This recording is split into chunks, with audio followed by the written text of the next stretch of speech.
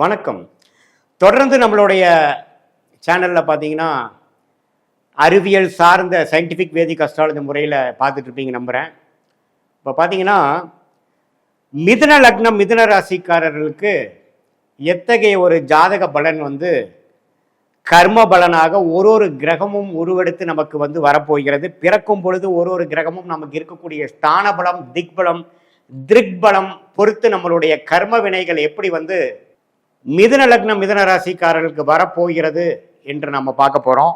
அதில் குறிப்பாக சொல்ல வேணும்னா சயின்டிஃபிக் வேதிக் அஸ்ட்ராலஜி முறையில் டிகிரி அடிப்படையில் ஒரு கிரகம் இருக்கிறத வச்சு எந்த மாதிரி நம்ம பலனை எடுக்க முடியும்.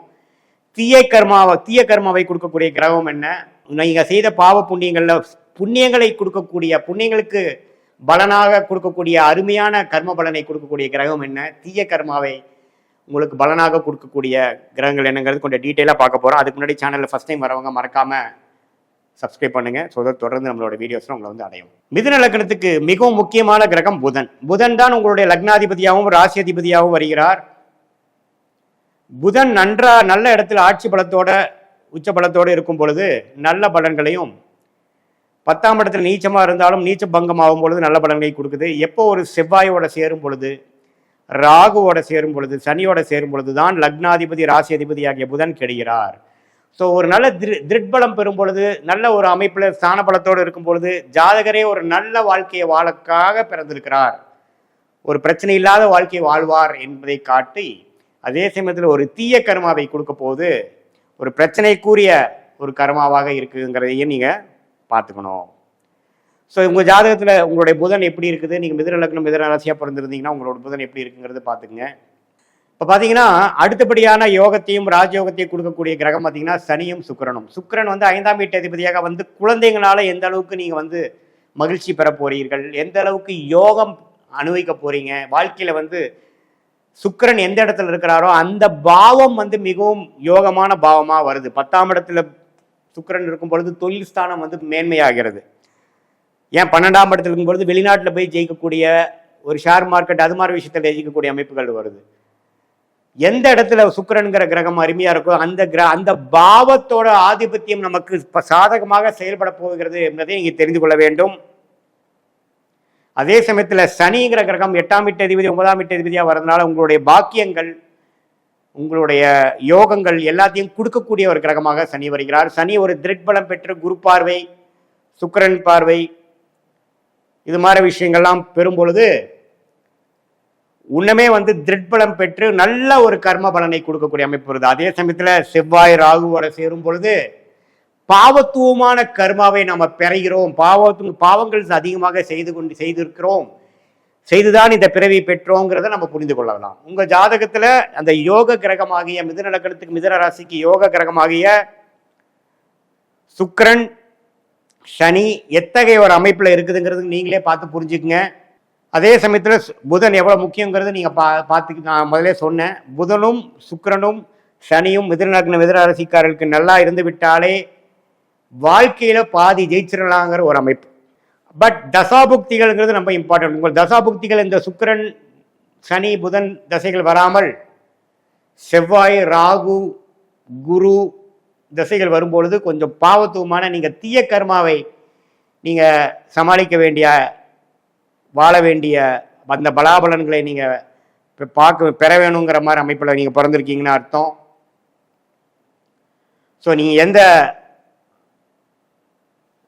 அமைப்பில் பிறந்திருக்கீங்க, எந்த தசா பெல்ட்டில் பிறந்திருக்கீங்கிறது தெரிஞ்சுக்கங்க. இதே பார்த்தீங்கன்னா வரக்கூடாத தசை, பிரச்சனைக்குரிய தசை பார்த்தீங்கன்னா செவ்வாய். 6ஆம் வீட்டு அதிபதி திசை லக்னாதிபதி ராசி அதிபதி ஆகிய புதனுக்கு பிடிக்காத கிரகமாக செவ்வாய் வருகிறார். அது 6ஆம் இடத்துல இருந்துட்டாருன்னா கேட்கவே வேண்டாம், பிரச்சனை, வம்பு வழக்குகள், உடல் உபாதை, அது மாதிரி விஷயத்தை கொடுப்பார். 12ஆம் வீட்டிலிருந்து 6ஆம் வீட்டை பார்த்தாலும் அதே பிரச்சனை தான் கொடுப்பார். 10ஆம் வீட்டில இருந்தா தொழில பிரச்சனை கொடுப்பார். 4ஆம் வீட்டில இருந்தா அம்மா தாயார் இடம் வீடு வண்டி வாகனம் அதுல பிரச்சனை கொடுப்பார். 10ஆம் பார்வையாக பார்த்து தொழில பிரச்சனை கொடுப்பார். 2ஆம் இடத்துல பார்த்தா குடும்பம் தனம் வாக்குஸ்தானத்தில் பிரச்சனை கொடுப்பார். அது இருக்க வேண்டிய இடம் பார்த்தீங்கன்னா 6க்கு விரயமான 5ஆம் வீட்டில் இருக்கிறது இருந்து 11ஆம் வீட்டை கனெக்ட் ஆகிறது ஓரளவுக்கு பரவாயில்லை. மற்றபடி 8ஆம் வீட்டில் உச்சம் பெறுவதும் தப்பு. ஸோ செவ்வாயோட தசை இல்லாமல் இருக்கிறது மிகவும் நன்று. அப்படி இருந்தாலும் ஒரு குரு பார்வை சுக்கிரனோட சேர்ந்து இருக்கிறப்போ அவ்வளோ தீய பலன்கள் இருக்காதுங்கிறது நம்ம தெரிஞ்சுக்கலாம். அதே சமயத்தில் குருங்கிற பாதகாதிபதியாக வரார். பாதகாதிபதி பெரிய நன்மையை கொடுக்க மாட்டார். குரு பார்த்தீங்கன்னா எந்த இடத்துல இருந்தாலும் அந்த பாதகத்தை கொடுப்பார். அது குரு சனி செவ்வாயோட சேர்ந்து இருந்தாருன்னா அதோட சுபத்துவம், அதோட சுபகிரகத்தின் தாக்கங்கள் குறைஞ்சு ஒரு பாவகிரகமாக மாறி அதோட நல்ல பலன்கள் சரியில்லாமல் போகும். ஆதிபத்திய விசேஷம் இல்லாத கிரகமாக 7க்கும் 10 குரு வருகிறார். அது சில பிரச்சனைகளை கொடுக்கக்கூடிய அமைப்புகள் இருக்கு. குரு சந்திர யோகத்தில் இருந்தால் ஓரளவுக்கு பரவாயில்லை. குரு ஒரு 11ஆம் வீட்டில் இருக்கிறது கொஞ்சம் பரவாயில்லை. நட்பு வீட்டில் இருக்கிறது பரவாயில்லை. மற்றபடி பார்த்தீங்கன்னா 2ஆம் வீட்டு அதிபதியாகிய சந்திரன் ஓரளவுக்கு ஒளிப்புறுதிய சந்திரனாக இருக்கும் பட்சத்தில் தப்பு இல்லை. இதே பௌர்ணமி பக்கத்தில் இல்லாமல் ஒரு அமாவாசை பக்கத்தில் இருக்கும் பொழுது அந்த திருக்பல அடிப்படையில் சயின்டிஃபிக் வேதிக் அஸ்ட்ராலஜியை பார்த்தீங்கன்னா ஒளி அடிப்படையில் தான் வந்து நடக்குது.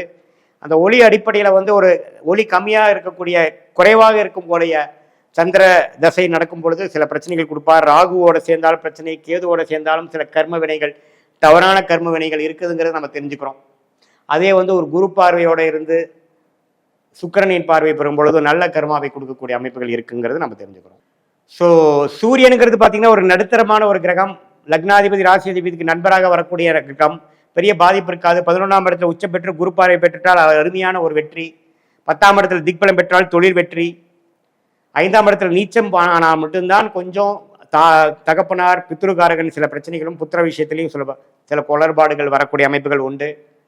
மற்றபடி பார்த்தீங்கன்னா ராகு கேதுகள் குரு சுக்கிரனின் தாக்கத்தில் இருக்கும் பொழுது, சுபகிரகத்தின் தாக்கம் இருக்கும்போது அருமையான கர்மாவாகவும், சனி செவ்வாய் ஓட தாக்கத்திலேயோ பார்வையிலையோ சேர்க்கையிலையோ இருக்கும் பொழுது தீய கர்மாவையும் கொடுக்கக்கூடிய அமைப்புகள் இருக்கு.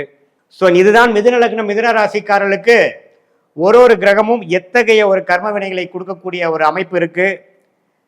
அதுல வந்து அருமையான ஒரு கிரகமாக சனியும் புதனும் வருகிறார். சனியும் சுக்கிரனும், அது அடுத்தபடியாக லக்னாதிபதி ராசிதியாக புதன் வருகிறார்.